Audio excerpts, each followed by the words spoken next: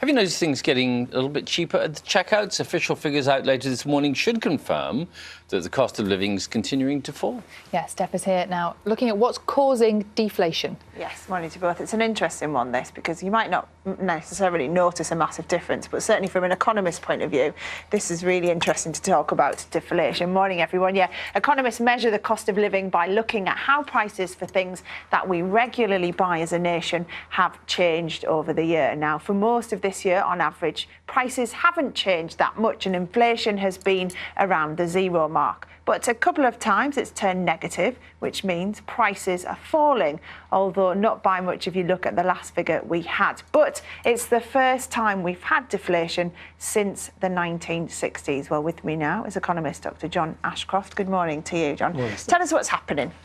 Well, today we expect the inflation figures to be released about 9:30. And generally we think that the overall figure is going to be zero inflation, or maybe minus 0.1 or minus 0.2, a very small impact in terms of prices falling. But nevertheless, we are living in what is considered to be a deflationary environment.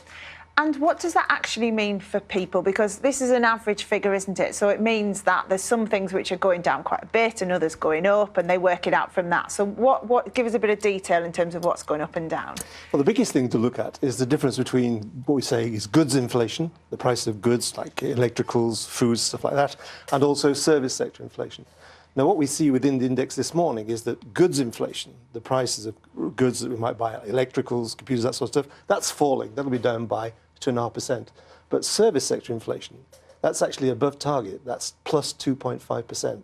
So if you're, for example, if you take your kids to the cinema, in addition, if you buy them ice cream at the cinema, you've probably seen prices rising something like 10% a year over the last couple of years. Certainly that's my experience, without the ice cream, of course. Yeah, so you have to differentiate between goods inflation and service sector inflation.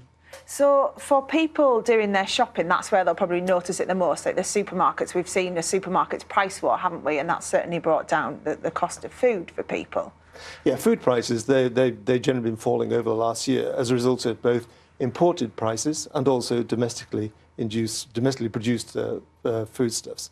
But the caveat is this: in farming, they always say the best cure for low prices is low prices, and the best cure for high prices is high prices. Because sooner or later, these things are going to reverse and change. Yeah, because what does deflation mean for people? Because certainly it sounds like that's great news that prices are falling, but deflation is something that kind of worries economists as well, doesn't it? Well, it does worry economists, but I think for the wrong reason. It's worrying if there's a lack of demand in the economy. You know, if there's a lack of demand and that's forcing prices down.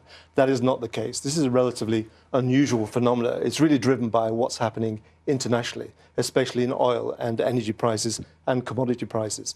So it's not really related to the UK economy. It's what's happening to the domestic picture. Domestic demand is strong, and for the consumer and households, this is a good year. This is why we say it's the year of the lilies: low inflation, low interest rates, and an earnings surge, because we've seen a big pickup in earnings. I think we need to spend some of that money on getting a new stool, don't we? It's going wild that you're drifting off there. I'm on a whiz this morning, yeah. Yeah, brilliant. John, brilliant. Thank you very much for coming in. Lovely to see you. We'll sort that chair out.